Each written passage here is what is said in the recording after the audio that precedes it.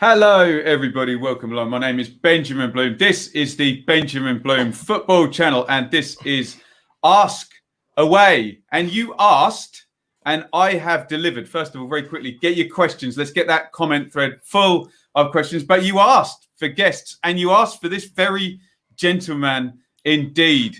Ladies and gentlemen, Conor McGilligan. How's it going, sir? Absolutely fantastic. Well, mate, how are you doing? All right?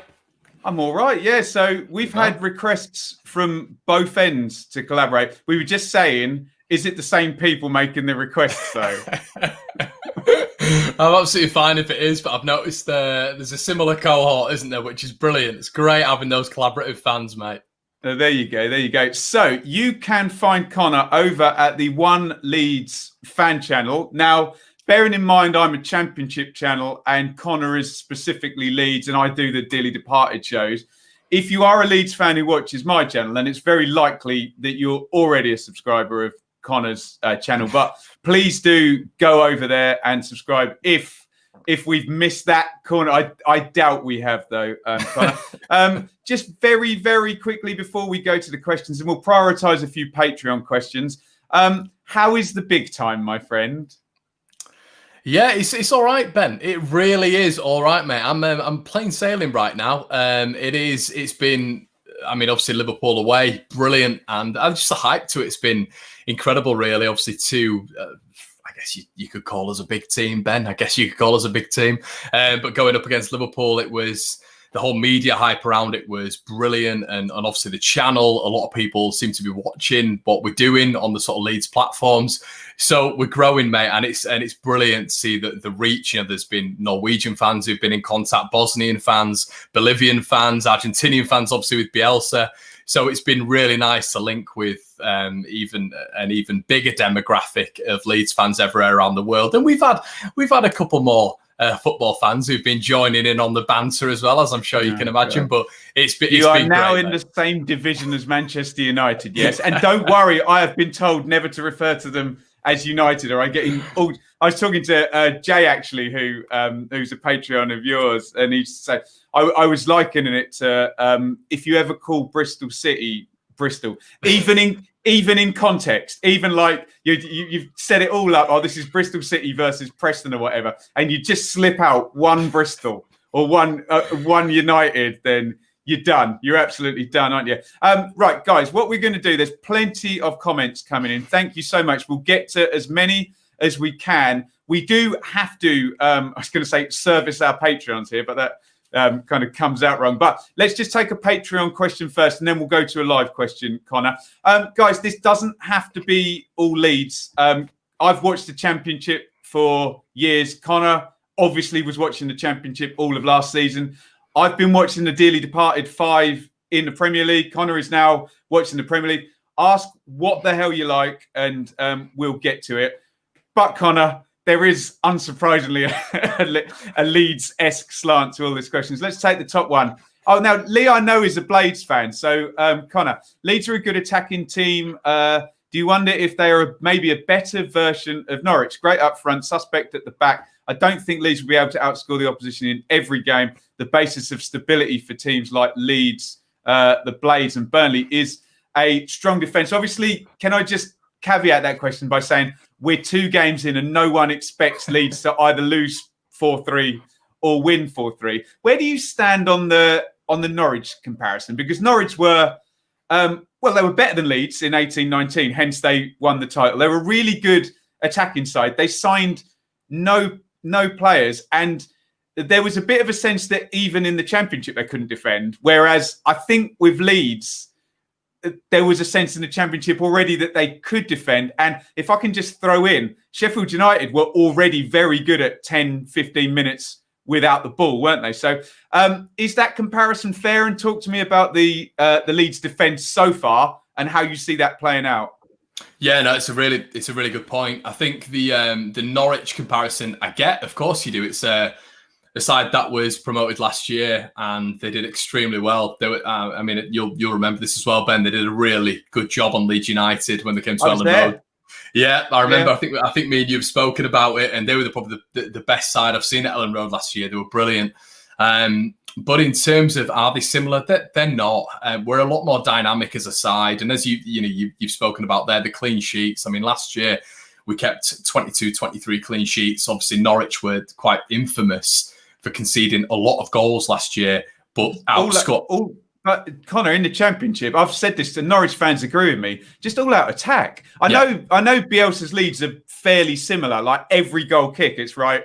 Okay, we're now going to try and score a goal. Literally, there's no sitting and waiting. But do you feel a little bit as well that the Leeds side is maybe a bit better balanced in respects of? I think if you took two of Pukki, Aarons and Buendia from the Norwich team, I think it would weaken it more significantly than if you took two of Phillips, Hernandez and I don't know who was influential, Ayling or Dallas. Do you know what I mean? I feel the Leeds team's a bit better balanced. Yeah, it's a good point. I mean, the funny thing is when we played Sheffield United last time away at Bramall Lane, we had the squad was absolutely rife with injuries. I believe it was Ayling out at that point. Forshaw was out, and actually on the day, Liam Cooper, the captain, got taken off injury wise, and Apo Halmer, who is now at Barnsley, was brought on. Leeds won the game 1-0, and we're actually quite solid at the back. But that's all because of Bielsa's ways. It's because every single player is indoctrinated into the system. They're all drilled into the exact same modifications and adaptations and exactly where they need to go and how they need to play. And that's the beautiful thing about Bielsa. I think naturally the big difference between us and Norwich is I think Leeds are a lot more dynamic. I think as how we play, we're very quick in terms of counter-attacking, counter-press. We get the ball out to the wings extremely quickly. And I've seen Norwich play football a lot, and it's a little bit more sort of stagnating, to completely wrong word, because Norwich are very good at building play through the defensive line to the midfield to the attacking line. But I think Leeds are a lot quicker in terms of getting the ball back to front. I mean, you saw at the weekend, it's 3 passes and a goal for Pat Bamford at the weekend. And the second Costa goal as well, down the left. It was so quickly turned around, wasn't it? So yeah. I totally agree with you. Cool. Right, let's do one from the chair. Let's just do some hellos. Hip, Liam, Lee, QPR forever, Rhiannon, Jaggy, David. Let me just take this one quickly, Connor, and then we'll go to so we don't get totally dominated by Leeds. Oliver asked, massive Reading fan, great start to the season. How well do you think we'll do this season? Oliver, Oliver Wolves. I was behind the Wolves. I blagged my way into Reading at the weekend. And please don't take this the wrong way, but had Barnsley not had that red card, I think we may have had a slightly different outcome in that game. But 2 from 2. And I have a feeling, Oliver, I don't know what you think about this, whether you'll push back on this, but I think there's some star quality in the Reading team that he can, if I'm playing Football Manager, put it this way, I'm putting Puskás up front, Ejaria at 10. I'm just going to play all of them. Zhao, Maite, Elise, and then Swift. So I would quite like to see more of the star power in the team very, very quickly. Let's just do some more shout outs. Whoa, Connor's there. You have celebrity status in the in the YouTube Leeds space here. Up, it's Connor. Yes, Connor. 2 of my favourites. Evening, people. The Dream Team. There we go. There we go. Hiya, Ben, mate. Owls tonight. Sheffield Wednesday are playing Fulham tonight. Please keep us updated if anything happens in any of this game. Connor is class, and I'm a Villa fan. There you go. You are hugely popular, Connor. Can we go to another Patreon question for you? Go. This is White Hart Dane, Connor. Hardly anyone has Leeds as relegation candidates. Does this worry you? Is it fair to expect Leeds to survive almost as easily as Wolves did when they went up just because they are a big club? Can I add my caveat before you go away? The Leeds to Wolves comparison is totally unfair because Wolves had Champions League players literally in the Championship going up. However, I agree with White Hart Dane. Is it club size? Is it Bielsa? Is it fan base size that makes everyone go, Leeds will be all right? Yeah, to be honest, Ben, I almost get worried about that, the comparison, to be honest, because obviously whatever happens on the pitch, and we know that Bielsa's system, Leeds play the way they do. We've seen that for 2 years now. But I do, the Wolves comparison, it's difficult because, as you've just said, Ruben Neves, Willy Bolly, players of that ilk in the Championship is something that we've never really seen before in the second tier of any English football team, really. So the fact that Bielsa's mantra was about improving players like Luke Ayling, Stuart Dallas, Calvin Phillips, etc. I'm not saying Wolves didn't do that, but there was a lot more firepower in that team, obviously coming from the Portuguese league, etc. So that comparative is very different. The two very differential sides, really. I mean, even the Leeds Sheffield United comparison, it's too different. We're all our own entity. So it is, I mean, give any Leeds fan the option right now. What would we rather? It'd be 17th place and to beat Manchester United once. That'd be absolutely brilliant. That'd be fine. But talk of, I mean, The Athletic did a post and they said that they're predicting us to finish 11th. I think it's because of how pragmatic, dynamic we are and how versatile we are and how good we are and how, for me, we will just grind a lot of teams down. But do I expect us to finish 11th, 12th, 13th? I would love that, but give me 17th now and to beat Manchester United. Got to get that one in there, Ben.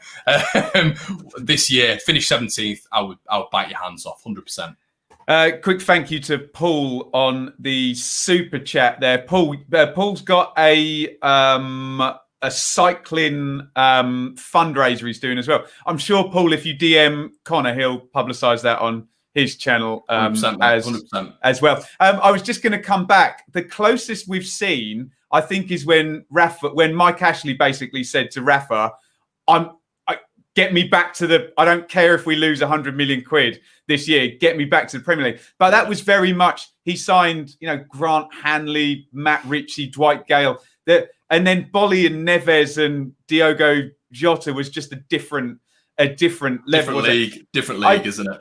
And I totally agree with you because everyone looks for the comparisons.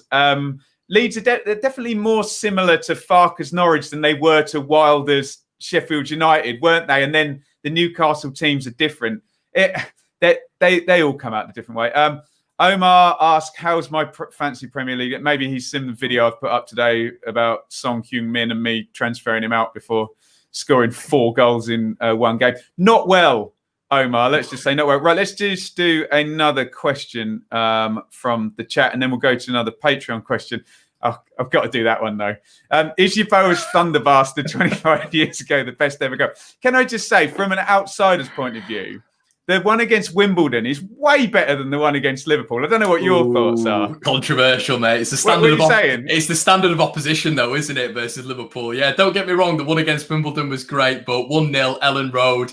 A sultry summer's evening, Yeboah pings it in off the crossbar. It was, but yeah, I mean, the one against Wimbledon was crazy. He takes it past the left back and then just absolutely smacks it in. It just makes me laugh, that goal, because look, we all love you. You're a Bielsa right now. We love beautiful, slick football, but there's something raw and primal about seeing an African footballer just larrup the hell and bar, and it's just breaking the crossbar. It's so joyous, that goal, isn't it? Oh, what you don't hear it. You don't see enough of it anymore, do you? Just someone absolutely smashing the crossbar, and it's that noise, isn't it? It's that beautiful noise off the crossbar. It's just the joy of and also the shock on Yeboah's face after he scored. He's running away, going, well, that couldn't have gone much better. Yeah. Barely has control. I just love that goal. What a player. What a player. Yeah, what a player. Absolutely. I'll do one quick more. How do you think Luton will do this season? Any thoughts on our game against Watford not being on TV on Saturday? Bunnyman, I'm excited about Luton. I feel they may be at the crest of things at the moment off that run at the end of last season. They won 2 from 2.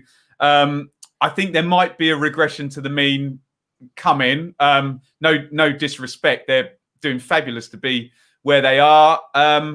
Thoughts on the game against Watford not being on TV? If there were fans in the grounds, I would understand why you would move a game which is potentially going to be hard to police to an early kickoff and it not be on TV, because you don't want the fans in the pub beforehand.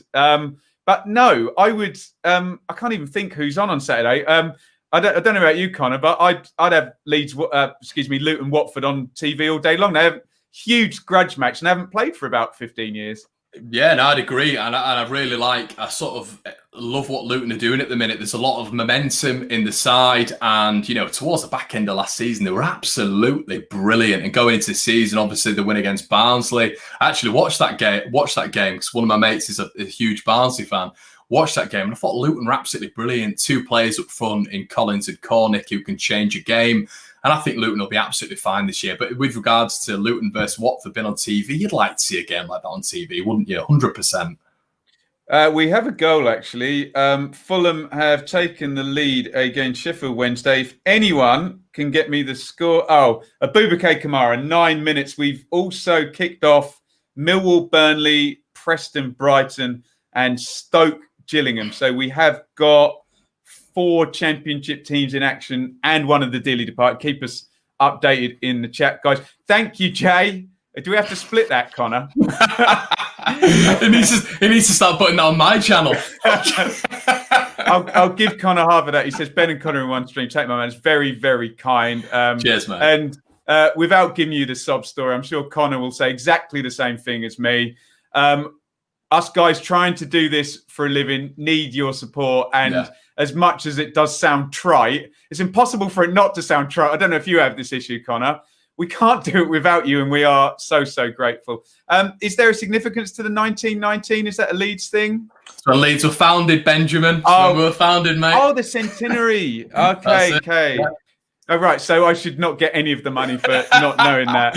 Why are it to me after that, mate? Wow. Oh, dear. Right, Connor, we're going to go to another Patreon question. Keep your questions coming in the comments. This is really good fun. In fact, let's go to Jay's question. I don't really have a question on this topic, but would you be able to discuss Huddersfield under Corberon and how you think they'll both be doing? Right.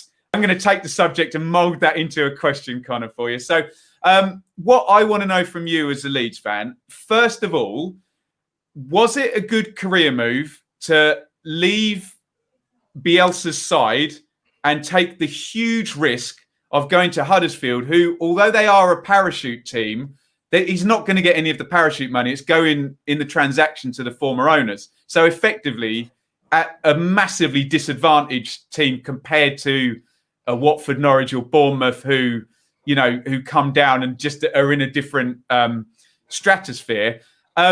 Where do you stand on A, that's a bit of a crazy career move, or B, good luck to him, having the balls to, because you can imagine being associated with this giant of Bielsa. And I mean, some people would happily grab the coattails and just go along, but you're always going to be in the guy's shadow. Where are you on this scale with Corberon, and how do you see it? I'm worried. How do you see it going at Huddersfield? Yeah, I mean, there's a couple of things to take into account there, Ben. With regards to Corberon, was there before Bielsa got there, before Bielsa was introduced at Leeds, which is a big factor there. So obviously he was part of the mould. So when he started with Bielsa, learnt more, became sort of his right-hand man. And I think a lot of us, including myself, were sort of expecting Corberan to take the mantle when Bielsa moved on. So that was a sort of contingency plan. Now, do I think it's a good move for him? It's a championship club. I don't know if it's going in the right direction in terms of, like you've just said, parachute payments, investing in the squad, playing style. That's obviously why they brought Corberan in. But I feel with Huddersfield, they're trying to sort of get that Bielsa mould, but this is a guy who's we all know about Bielsa. You do, of course, Ben, the genius. He's been going for so many years now, refining his ways and et cetera, et cetera. So Corberan's only had sort of a couple of years under him. I'd have liked to have seen him stay with Bielsa for a couple more years, and then genuinely, I think he would have been moulded into that first team role. So I think. From a personal standpoint, I would have liked him to stay. I understand his ambition. Of course I do. I think he's ready as well.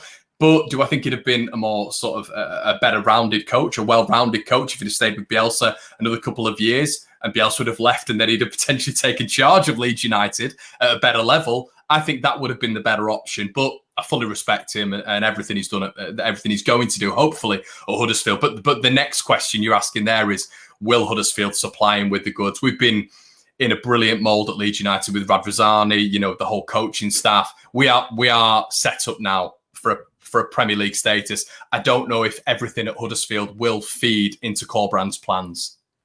Interesting. It's I looked at it and I just thought, from a Huddersfield point, and hopefully, Ola, we've got a Huddersfield season ticket holder somewhere here. I just saw it as a no-win. So even if he does well, doing well at a non-parachute team is what, 12th, 10th? Yeah. Do you know what I mean? Even if he does well, it's, But Ben, would you see that as a success for Huddersfield this year? Yeah, absolutely. Yeah. I know they've been in the Premier League, but remember with and this all pertains to the parachute payments. If they were spending the parachute payments like other teams do, then no, I wouldn't. But we kind of all know the deal that was done with Dean Hoyle, the ex-owner. Basically, it's the same. Here's my worry: is it's the same thing that financed the Sunderland takeover. And I'm not saying that those will be equal basket cases, but we have evidence of one club that a takeover was financed by saying, we'll take the club, but give us the parachute payment. So I do worry about Huddersfield, but very excited. The Huddersfield fans are telling me about this lad from Ajax who's just come in on loan, and it always sounds very exciting, a Ajax youngster coming in on loan, doesn't it? So there we go. Wolves bought their way out of the league. Leeds and Sheffield United have more of a plan. Yes, I'm going to sound very contrary here. Wolves did buy their way out of the league, but we should give credit because Nuno absolutely nailed it with the tactics. I know he had a massive advantage, but I agree with Lee, but we should add tactically he was very, very good as well. And I always remember them coming to Ipswich, Connor, and Matt Doherty scored after about 10 minutes, and we were expecting him to go 5-4-1 in the second half. And he literally, 25 minutes into the game, just went, right, we've scored.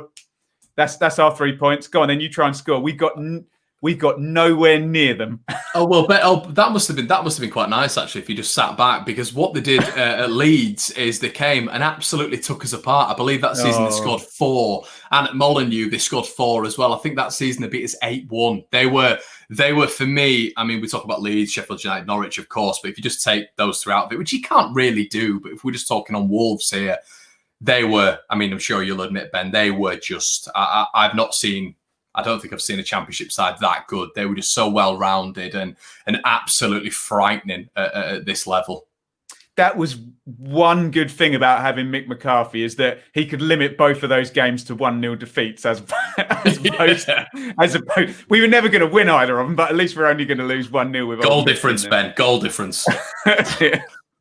And then my Twitter kind of literally, because he wants a job now, Mick, doesn't he? So every game he's on co-commentary now. And my Twitter just lights up. Oh, Ben, McCarthy's on again. A loco for Leeds. Evening, lads. Enjoy both your content. Great seeing you guys collaborate. When football is over the fans, we see a collaboration at games between your channels. Yeah, I'm up for that. Connor, we may be looking at next September, but yeah, of course, absolutely. Exactly, yeah. Am I doing Forest Huddersfield? Yes, Owen, and everybody else. Join us on Friday night for watch along. Forest versus Huddersfield, and already, Connor, we have 2 managers desperate for a win, and if either team loses that by 2 goals, you're going to have one set of fans going, oh, I don't like the look of where this is going. And if Forest lose it by 2 goals, you have a very big club with a very big fan base and some very unhappy fans. Well, if I can just interject there, Ben, I still, I mean, we won't go over it again just for Forest fans, mental state, but the Sabri Lamucci thing, obviously Forest getting to that point, and that 7-goal swing.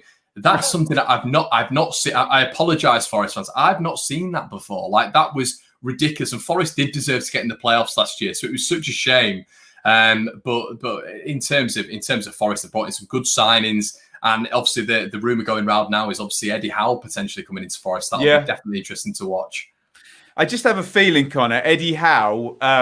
There's a game that managers play where the longer they stay out of the game and quiet, the higher rated they are. And I just have a feeling that Eddie Howe's a clever bloke, and I think he'll keep quiet for a while and wait. It's the Chris Hughton thing, isn't it? Yeah, just wait for a nice Premier League, lower. Yeah. I mean, I say lower half. Anyone outside of the Champions League places, they can kind of beat each other, can't they? Elliot says, what is this horrendous endorsement for Leeds TV? Leeds TV is offensive. Elliot supports Brentford. So this is our first collaboration. I think you might be being a little bit harsh there, but I will happily, I know Billy from Brentford very, very well. So I will happily bring on a Brentford. I'm always blowing smoke up Brentford for their recruitment. Jesus. But look, the people asked and we gave them. Yeah. I hate these honestly. People always ask, and that's been worded in a sensible way. So QPR and Coventry did not, and fire this back at me if you're uncomfortable asking, Connor, and I won't I won't have a problem with that. They did not take the knee before their game on Sky. And Sir Les of Ferdinand, who, lest we forget, as a black footballer, went and played on loan in Turkey in the early 90s. So I suspect he knows a thing or two about being judged by arbitrary physical characteristics, let's just say, especially in that era. Sir Les put out a really good statement, actually. And especially when you consider Shepherd's Bush and QPR as a community, the idea that they don't know what they're talking about when it comes to the promotion of, equality, and how many young lads from South London that they've given careers to. But did you see the statement, or do you want to give this one a wide berth, Connor? Do you know what, mate? I've been that focused on Leeds content this week, I've missed it. So I apologise. I really apologise. I've not looked into it in that detail to give you an answer, mate. I apologise. No, that's absolutely fine. Look, we try and steer clear of the political stuff, but I would just say that I probably speak for everyone on the channel and say that we do not endorse the judgment of people based on arbitrary physical characteristics. It's ridiculous. However, certain performative gestures that we have seen, there may be other ways and other things we can do that might be more helpful to certain situations being forwarded. And guys, please don't have a go at me for sitting on the fence. If I say nothing, people moan. If I say something, people moan. It's a football channel. That's all I'm going to say. But just remember that QPR is in Shepherd's Bush when people are having a pop at QPR. And yeah, also they're playing Coventry, and it's one of the most depressed areas in the country in the 80s as well. Let's get off that subject, Connor. Go to Matthew's question. This is the last Patreon question. Then we'll just head into the comments there. Given Bielsa's history of leaving clubs after relatively short periods of time, have either of you given the thought to possible successors? Well, I'm sure most of us hope he never leaves. Remember, I'm neutral on this, by the way. If he does, I'm holding out hope for Pochettino. Aiming nice and high there, Matthew. He's a Bielsa disciple, and the pattern of play could largely remain the same. What do you guys think? We get this yearly panto of the contract, and apparently they waved the contract at him in March, and he says, "Oh yeah, I'll sign that." And then they wave it to him again in April, and he's like, "Yeah, I'm just watching Bolivian 5th Division and researching the left back. I was like, I'll sign that next month." And then, when did he sign it this year? It was like 2 weeks into the season, wasn't it? To be honest, Ben, I think it was about two and a half weeks ago. He's probably too busy watching Peruvians under 10s or something like that. What's your view on this? The most Bielsa thing in the world would be to, just when you don't expect him to go and you think he's going to be there 5 years, to just disappear. That would be the most typical thing of him to do, wouldn't it?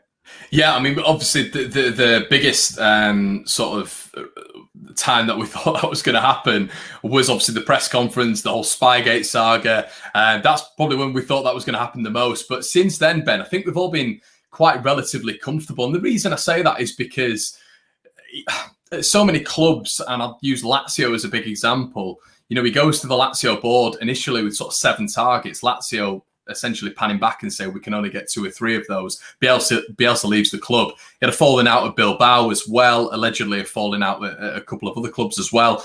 And I think that's been the whole problem with Bielsa leaving other clubs. It's been the fact that he's just not had the backing and the longevity of the board in terms of the backing. So I think now with Leeds United, he is seen as God material. So Radrizzani and anyone who's backing Leeds, obviously the 49ers as well, they will just give Bielsa, Victor Orta will give Bielsa exactly what he wants. Bielsa wants a certain player. They will try their best to get that player. And I don't think he's had that at many other clubs, hence why Leeds are now his longest serving club.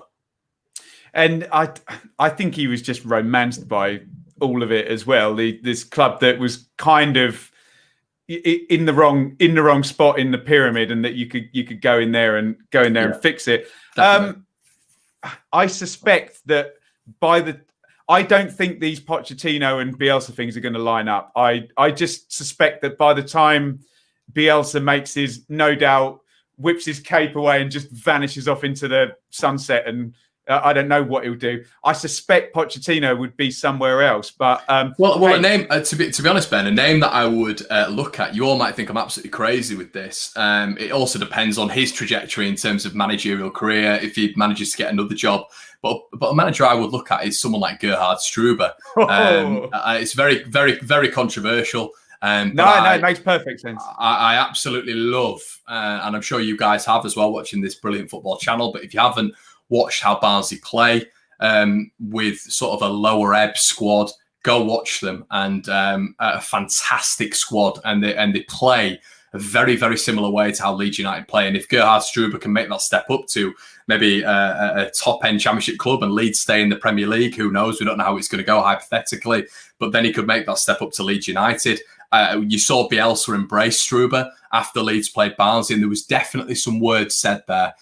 Barnsley, absolutely superb both times they played Leeds, and I think they've been in very false positions because of the quality of the squad. But I'd love to see someone like him, or even him, if he learned his trade at a higher level at Leeds in the future.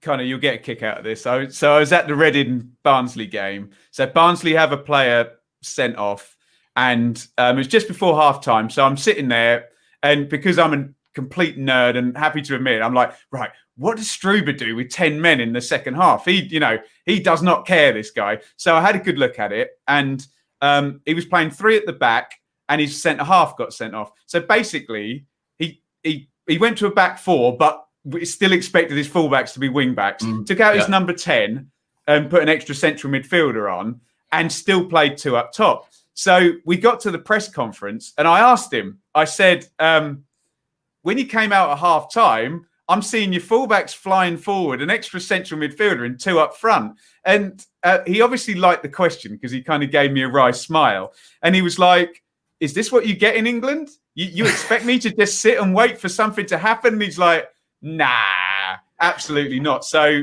yeah, total purist Gerhard Struber. Do you know what I love about him as well, Ben? He's extremely dynamic. A lot of how they play is what I was talking to you about, how quickly they go from the defensive to the attacking transition. He's extremely quick. Anytime, I mean, I was at the Barnsley game away where Leeds played, obviously Leeds were there. Leeds having the higher quality of player, but Barnsley were absolutely superb and had us on the back foot for at least 45 minutes, and they were unlucky to come away with a loss. Obviously, Eddie and Ketty are coming on and changing the game, but how he plays football, it's brilliant to watch, and they're a terrifying team when they're at the top caliber. But it's just with Barnsley, it's just about consistency and getting that quality of players. So.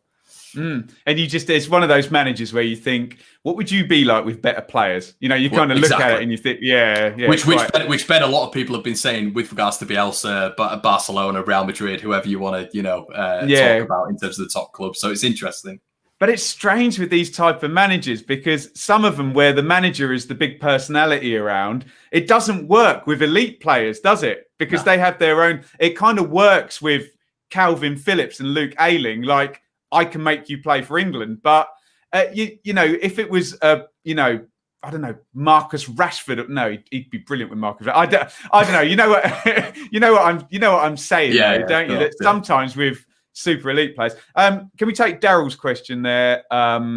Connor. Hi, Ben and Connor. How do you think Blades will fare this season? 2 defeats and some fans are already panicking. Surely Mr. Chris Wilder there has months, if not seasons of credit in the bank there in terms of panic, doesn't he? Yeah, I mean, I've seen some stuff online about, we're panicking already. Just look at the levels. This guy was in League One, this team was in League One, 3 or 4 seasons ago? Just what he's done, overlapping setbacks. And that's not just what we look at with Sheffield United, just everything that encompasses that squad. They're hard to beat. They're organised, they're structured, they're pragmatic, they're very good in any attacking situation. They're very efficient. And Sheffield United are an excellent team, and 2 defeats at the start of the season. Have they been found out a little bit? Of course, but that happens in the Premier League. Teams get found out. You hark back to Reading when they had that great season. Obviously, Ipswich when they had that brilliant season. So there's always that second season syndrome lingering, of course. But in terms of have they been found out, you look at Chris Wilder's career, his pedigree, what he's done with the Sheffield United side, finishing 9th.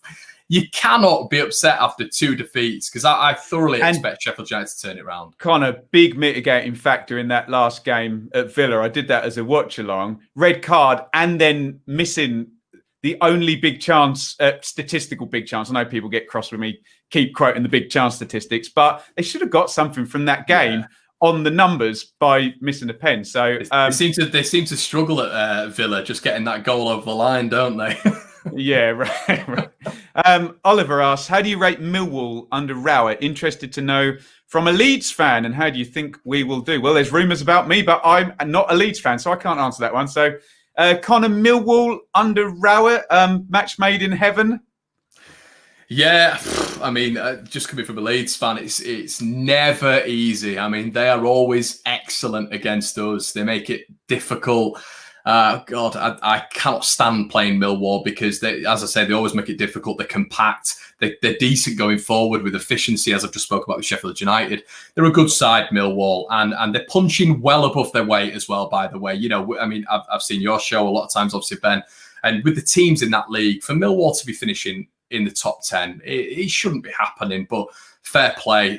Rowett, I like some of the signings they've made. Mason Bennett is one that stands out for me. If they can keep him fit, then I think they'll have a decent season, Millwall. They're structurally a difficult team to beat, and that's always going to stand you in extremely good stead in the Championship. You just need to get the attacking output right. Agreed. And what I always say to Millwall fans is it's just unique. There's no other club like Millwall, is there? No. So it's a fun team to have in the league. We cannot any time we went there. I think we've won there once in about 10 years. I'm sure that some Leeds fans will let me know elsewise, but they're just. And it's not just because of the atmosphere. It's not. I'm not putting it down. To be fair, you did get a really dodgy red card against Berardi in the last one, which got rescinded, didn't it? I was at that game. Yeah, it did. Yeah, the Tom Bradshaw dive. But yeah, your words, not mine. I'm sorry, Millwall fans. I'm sorry, but it was a bit easy. But at the same time, Millwall always we it's not just a mentality thing. We're just on the football pitch. We find it difficult to beat them. But I think they'll do okay this season, Millwall, definitely. That is Tony Stellafella, who's probably having a Stella. Thank you, fella. Right now, £4.99 super chat. Thank you so much, Tony. Very, very kind. Thank you, everybody, for contributing. We're going to go about another 20 minutes here, guys. Keep your questions coming in. Let me just flash up that banner from the beginning again. You can find Connor's work at the One Leeds fan channel. Like I say, I'm probably preaching to the choir here because I think it's more a case of I've got some of your subscribers rather than you've got some of mine. I think. But, don't be daft, mate. But please do go and follow Connor on Twitter. What's your Twitter handle, Connor? It's just One Leeds FC. It's obviously the fan channel, but it's just One Leeds FC on everything. So at One Leeds FC, and go and follow there. I was having this rant on the channel saying, look, this is a neutral channel. I'm not just going to say nice things about your team. Go and watch Connor's channel if you're on a fan channel. Do you know what I mean? But we can have, listen, guys, as well. Get your questions in because we can talk about the Championship. We can talk about whatever you want. I think me and Ben can have a good chat about all those things. So yeah, get your question in.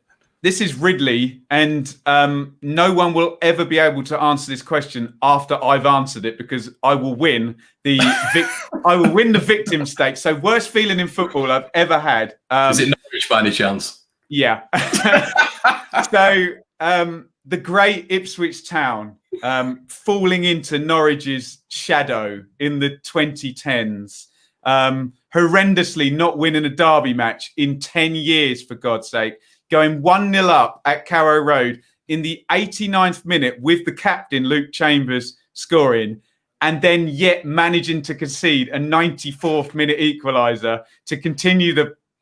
I'm not going to swear because I don't want to get demonetised, but to continue the 10-year streak. Can you just imagine the humiliation of the 3 minutes actually thinking you were going to beat Norwich? Look, I know your rival's Manchester United, so you've probably had it way worse than we have with the million Premier League titles, but that was my worst. What was yours, really? And by the way, sorry, just we're answering this question in respects of, look, I'm sure there are more serious things if anyone wants to go down that road. We're answering this question in terms of, a bad thing happening to our team on the pitch, right?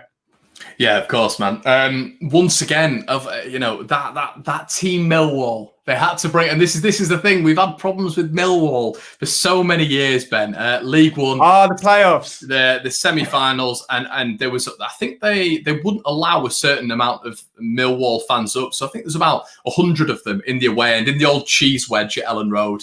Ellen Road absolutely packed out, semi-finals, so much expectation. Leeds, Jermaine Beckford had missed the penalty, so the tension in the crowd was palpable. Becchio put us 1-0 up. I've never heard noise like that in my life. It was deafening.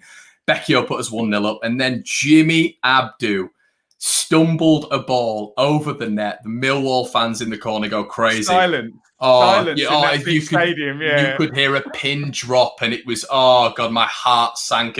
And that's where we've been at, guys, as Leeds fans. It's not always been sunshine and rainbows. It really hasn't. It's been since Bielsa's come in. Aside from that, it's been pretty terrible.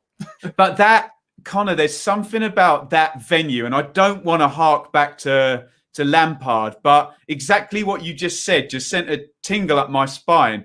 At the Leeds Derby playoff semi, I was up at, what's that massive stand? What's the huge stand called? Just the East Stand. Right, the East Stand. So I'm up at the East Stand. I was in corporate. I do apologise to anybody. You'd have done the same if you'd have been offered it. Come on. I was in corporate as well. Sorry, I got offered a ticket. Sorry. Prawn sandwich brigade over here. But no, there's something about that venue that works with the Shakespearean tragedy of Leeds. And I just remember after Berardi got red carded, and what I remember, Connor, is Richard Keogh. It was a brilliant bit of captaincy. He pushed his whole team like 5-10 meters up the pitch. And that was him. There wasn't Lampard. It was him saying, get up, we've got these, we're going to score. And I knew they were going to score. And what happened that was incredible is because I was up the back, the image I saw and the sound travel was different. So Keogh swamps the ball up, and I think the Leeds fans around me knew. And I was like, they're going to score. They are definitely going to score. And he plays Marriott in. And the most amazing thing is as Marriott dinks it over, what I'm seeing, the sound takes ages to travel. And I hear this, I get bolted by this silence. And then before the Derby roar hits me, there was about 0.2 seconds of just utter silence when that ball hit the net. And I always notice that at football grounds, there's always a bit of it's like a lull, isn't it? It's like as soon as the team scored, there's a lull, and you've seen it happen. And then the sound takes just that extra time to travel, doesn't it? Oh. And then suddenly you see the away fans. And honestly, Ben, I was watching that game. I was on my knees I could see I was level with the Derby fans, and it had just been that. I mean, you all know the catastrophe of that second half for a neutral.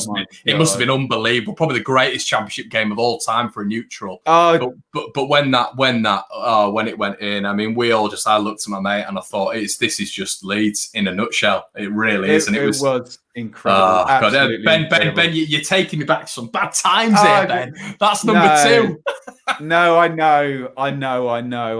And it was weird though, because you say about how incredible it was, but I don't know whether it was out of respect for me being in the Leeds stand. I couldn't get into the narrative of it. I was swamped up by the disappointment. Do you know what I mean? I couldn't quite see it I got in the car and I remember starting my review by saying, I think I've just seen a classic, but I couldn't process it because I was swamped up. Yeah. Do you know what I mean? You were sort of feeling into the disappointment as well. Yeah. Bless. I was sat next to this Scottish Leeds fan and we were chit-chatting during the game and stuff. And he did the most kind of stoic football fan thing I've ever seen, where he was obviously gut-wrenchingly disappointed. And he just hopped up at the end of the game and he went, "Oh, well, mate." He shook my hand. He went, "That's Leeds for you." And he just walked out. It is. I mean, when we were going up, obviously the horrendous pandemic that hit, but obviously in Leeds fans' heads, you were just like, this literally cannot be happening. We've got to that point now. We're top of the division. We're going to the Premier League, and then a global pandemic hits. You're just like, this is the most Leeds thing ever. But, yeah. This is plucky. Ben, do you think you would be a better manager than any bad ones you've seen over the years? I think you'd be better than Scott Parker. At least you can analyse formations and tactics. I think sometimes we hear people talking and they sound like they know what they're on about, but I'm sure Connor would admit to me, we are fans with an opinion. And I speak for myself. I'm sure you agree. Anyone who's been on a training pitch, been in a team talk, in a dugout, understands the game way more than we do. But we're not communicating with professional footballers, so we don't need to understand on that level. We're communicating, Connor and I, with other fans. So, no, of course, neither. We'd be terrible football managers, but we don't need to communicate with professional footballers, Connor. Do you feel the same? Oh, mate, I worry for Leeds' health and stature as a club if I was in charge, trust me. Like, the amount of bad calls I have made over the years. I mean, the guys will have seen it as well on YouTube videos. The amount of players I've said no to, I see it as constructive criticism. You're not I cannot stand when people just outright abuse players, but constructive criticism and players who I'd want out of the team to be replaced just at that moment in time, and I've got it completely wrong. Yeah, no, I'll stick to the camera in my bed. There you go. Millmore, a Rotherham fan. How concerned are you about the potential for the pyramid to collapse? No fans, no lower leagues. So the statement in Parliament, Connor, yesterday said that the pilot schemes were done. We'd had 1,000 fans in at Norwich and at Borough in the Championship over the weekend. How worried are you about Rochdale, Crawley, Yeovil? I don't mean to, you point fingers at those clubs or what have you, but how worried are you, especially having seen Colchester, their chairman gave the breakdown of what Bolton Wanderers would make from iFollow and what Colchester would make. And okay, a little bit was Crimea River. McDonald's makes more money than the takeaway. There's always going to be one business that makes more money than the other. But we love the pyramid.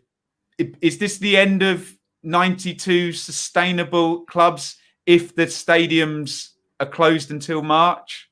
Yeah, 100%. Yeah, we're in a real dark era for football at the minute, and obviously, naturally, world, global health. But I think we're in. So we were talking about it the other night, a couple of me and my pals, and it's going to be difficult. It's not even just for for League One, League Two. It goes higher than that, Ben. You're talking about Championship clubs as well.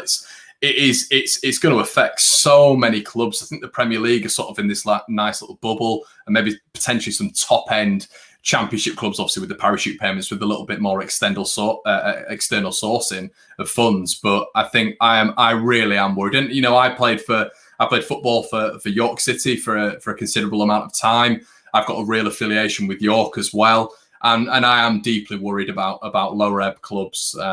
Seriously, like just mention your Rochdale, your Yeovilles. I mean, how can they survive this? How it's just, for me, it's a serious worry for football, a real serious worry for the traditions, the foundations of this wonderful game. You made a really good point, actually, that I didn't make. There's probably some Championship clubs that are more at risk than. I just because Ipswich are playing Rochdale on Saturday. I've just got Rochdale in my head, but there are probably some Championship clubs who would have the ability, if things went wrong, to literally lose 2-3 million quid in a month. Do you know what I mean? Whereas there are some lower down that I know as a percentage of their turnover, what they would lose in would still be equal as high. But do you know what I mean? There's probably some Championship clubs who, they're living right on the edge, but yeah, not good. Matthew added to his question, to be clear, I don't expect Pochettino. There you go. Glenn asks, can I ask, this is to me, why you predicted Sheffield Wednesday would finish second bottom? I think there are worse teams than us, i.e. Wycombe, Rotherham and Barnsley, to name a few. Glenn, my reasoning was, and obviously you don't have to be the worst team to finish second bottom because you got minus 12 points. So that is big part of my reasoning. And I will happily be proved wrong. As Connor has just said, we come on here, we put our necks on the line, and more often than not, we're wrong. But my worry was that it might take a while to get over the 0 points. And every team has a bad run.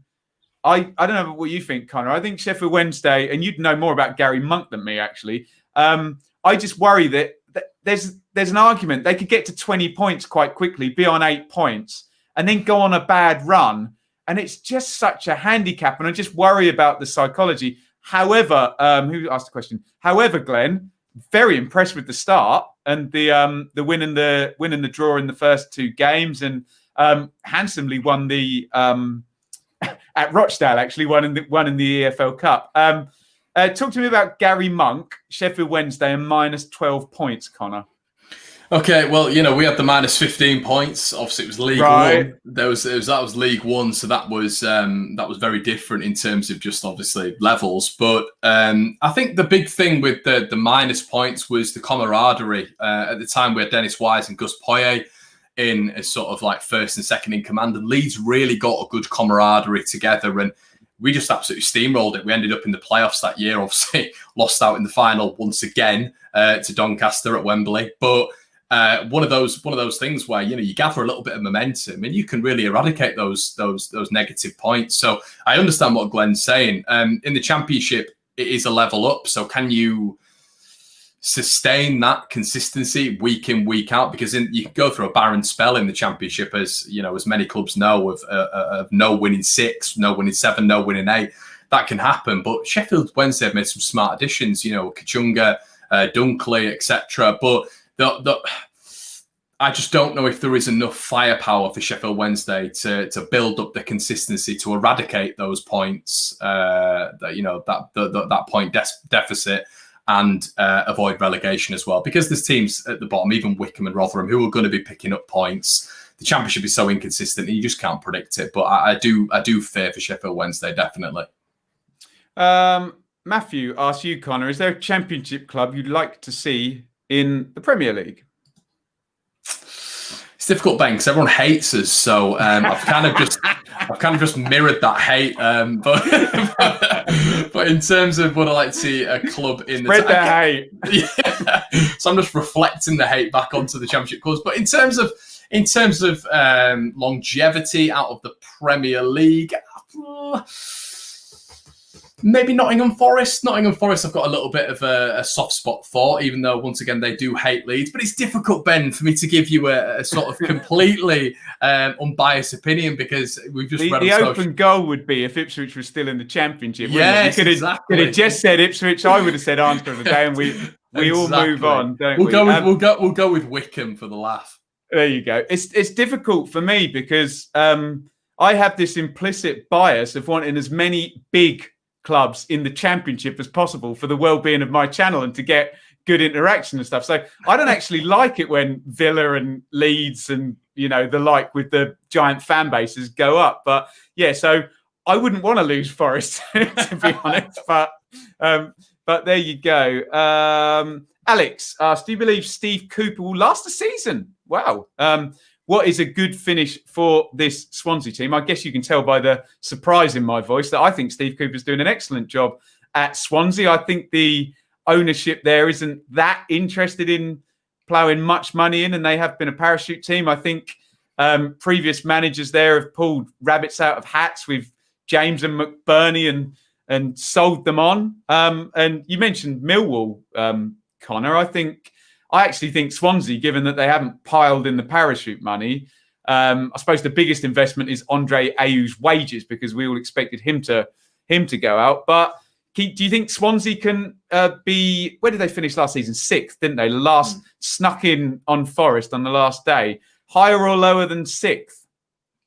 I mean, the Championship. It's difficult to predict, isn't it, Ben? I know you've gone out on a limb and actually predicted it, which is a terrifying sort of mantra for me, to be honest, because it's, as I've just said, it's so unpredictable. But Swansea, listen, it's some cracking players in that side. I mean, we were, for example, looking at Ben Cabango. What a player he is. I mean, in the playoff sector, he was absolutely brilliant. Got some exciting players there for me. Obviously, Joe Rodon as well. Well, I was going to say, Connor, the hipsters back three of Mark Guay, Joe Rodon and Ben Cabango is all the data analysts are dreaming about that. Ben van der Horn's there as well. I know, and he went. I thought someone like Leeds or Norwich might be in for Van der Horn. He went to the Bundesliga, didn't he? He did. He went to the Bundesliga, but obviously Matt Grimes, he's found his sort of positioning at Swansea. It didn't quite work out for him at Leeds, but they've got some excellent players there, and they did well last year, obviously. With getting Brewster on loan, and Conor Gallagher. But I think Steve Cooper's the man. He's got a lot of connections as well in the the English sort of setup as well. So I think Steve Cooper and Swansea are in a really good position this year to definitely go for the playoffs. I wouldn't say top 2, but definitely the playoffs again. Ben, what do you think of Leeds' start to the Premier League? Well, you can go Tell us, Ben. You can go to the Dearly Departed show to find out what I've said about. Look, it cannot continue the way it is. That's 4-3 in both the games. Now, some Leeds fans have got cross with me, Connor, because what I've said is that something very strange has happened in that the complete statistical underlying of the last 2 years has been Leeds dominate game, create loads of big chances, don't score them, right? That's been what's happened. If they performed their XG, they'd have been up last season, wouldn't they? And now we have these first 2 games where we've said, Pat Bamford's, they need another striker, scored 2 goals. Leeds don't contribute enough goals from midfield. Klitsch's got 2, Harrison's got 1, and Costa's already got, has he got 3 or 2 already? He's got 2, I think. He's got 2. He's got 2. He's got 2. Yeah. So I'm just totally confused by the way that the last 2 years has just turned on its head. Now, a wise friend of mine in data, and look, it's not all done on data, says when the stats and the performance don't match up, one or two things happens. Now, being Leeds have a really good manager and a solid pattern of play, you would presume that this would happen, that the performances would increase towards the numbers, right?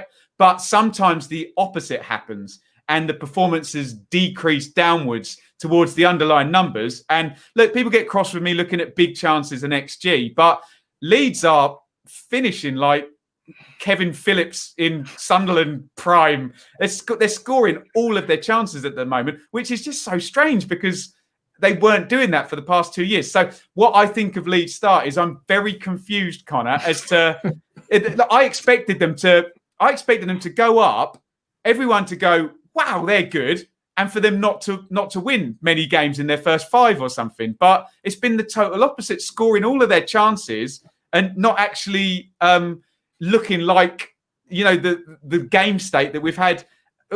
Can you see my confusion? Yeah, well, I share that confusion, Ben. It is, it is very dissimilar, isn't it? But in terms of, just to maybe give a little bit of sort of logic to the massive sort of Leeds can't defend, I would sort of argue that 2 of the goals we've conceded through penalties weren't penalties, and not only that, but the defenders before the Liverpool game met each other, 3 days before. We've had the saga with Ben White go on throughout the entire summer. And, we've not had any pre-season from Robin Koch. We've not had any pre-season from, obviously, the new signing, Diego Llorente. So there's been a lot of... Can I just come in 1 second before you continue? I'm so sorry. You just made a really good point. On my XG stuff, there's been 3 penalties against Leeds, which massively whacks the XG against them, against the stats. So that is a really good argument for the stats line. Sorry, continue. I'm so sorry. No, you bang on. I think the XG is compiled on stuff like set pieces and like you just said, penalties and penalty conversion. So I think with regards to that, they've not had a pre-season, and Ben White had a full pre-season into Leeds United side last year. We kept 23 clean sheets. We did it last season, but they need sort of time to bed in, and we're getting the calibre of signings in. And I honestly think, Ben, in time, we will be absolutely fine. I mean, Pat Bamford came out last week and said we're still adjusting to the level, tired at this moment in time. And that's because of the whole COVID saga, the fact they've not had time off. They've gone from this Bielsa sort of murder ball week in, week out. They've had sort of a 2-3 week break, and they're right back into it again. So they're just tired at this moment in time. So I do believe the squad will fully fit into place very, very soon. We're clearly targeting centre-backs, Diego Llorente, an experienced Spanish international coming in this week. So I think if we if we consolidate in that position, with the XG at this minute, Leeds are outperforming it going forward, second to none. So hopefully if we get that position sorted, I think Leeds will be okay this season. Well said. And also, when we talk about teams that play the way Leeds play and how they defend, we need to view it very differently. So, for example, if you take a Chris Wilder team, he's practiced and trained them. You can see that they're drilled to do stuff without the ball and fold back and can do that 10 minutes. When you look at possession teams, and when you look through, I don't know, the Spain team that won all of that stuff, the Guardiola team, even the Brendan Rodgers Swansea team, all these teams had brilliant defensive records because they had the ball so often and ergo didn't concede many big chances. So Leeds improving at defending is actually completely linked with how well they keep the ball. Do you know what I mean? Their best defensive strategy, and you mentioned all the clean sheets, it wasn't because they were throwing themselves into tackles and clearing set plays. It's because they had the ball all match, wasn't it? Yeah, obviously that's the big thing with the fact that we have the ball. And that's going to change this year, isn't it, Ben? The fact that we're not going to have the ball against the big teams. We've got City coming up next week. Obviously, we've got Sheffield United away, where I think last year, when they were in the Championship, they hit us 56% possession to our 44. So there's going to be a lot of teams this year that out-possession us. But I just think, I don't know what you think, Ben, but I just think our tireless work rate and efficiency in the final third now, I think that'll get us over the line. Yeah, I think pattern of play counts for a hell of a lot. And it's just so solid and so established, isn't it? And I've been to a ton of Leeds games. Even I know what's going to happen when they do the restart. I know where the players are going. I know where the ball's going. And, we hear about Bielsa and the 120 game states and all the players have to learn all 120 of them. And it will work. And what I do like is, and this comes back to the comparison with Norwich, is that you add some extra quality that's got experience more than the Championship, which Norwich didn't do. Right. we have done an hour, Connor. I said I'd only keep you for an hour. Would you like to give me one more plug for your channel and your Patreon and your Twitter? Hit all the big pointers. Yeah, guys. So obviously, if you want your Leeds content, we're over there. We're talking about a lot of other teams as well. It isn't just Leeds United. It is called One Leeds Fan Channel on YouTube, on Twitter, Instagram as well. We have a Patreon account, which we've got some cracking members. We're doing something very similar to what Ben's doing. So yeah, check it out. It is One Leeds Fan Channel on Patreon as well. So go check us out for some pretty different content. We do stuff every single day. Can you believe it, Ben? I can believe it. Every single day. So I'm tired, like Ben's tired, but we love providing the content. So head over to One Leeds Fan Channel, and you can get Leeds content, but there are a lot of other stuff on there as well. Brilliant stuff. Thank you so much for coming on, Connor. Guys, let me know in the comments if you're watching now or after the fact what you thought of this type of Ask Away show. Because, Connor, it's normally me just hacking through the questions. Yeah, so, let's do it again, man. I'd be well. Yeah, it's been great. Yeah, if we can get you back. And if there are any other creators you guys want to see from other teams represented, if we can focus on either our dearly departed or our championship teams, then that's probably where we want to go with it. Thank you to everybody for your comments, and thank you to the Super Chat and Patreon comments as well. Again, without sounding trite, we could not do it without you. Right, if you haven't had enough of me, I'm off to do a Blue Monday Ipswich Town stream in about 54 minutes. And obviously go and check out Connor's channel if you haven't already. Connor, your last word, sir? Leeds are staying in the Premier League. I should have just had the credits ready to roll then, but I wasn't. Thank you, everybody. Connor, I'll see you on the other side of the credits. And everybody, thank you for watching. Cheers, guys. Thank you. See you soon.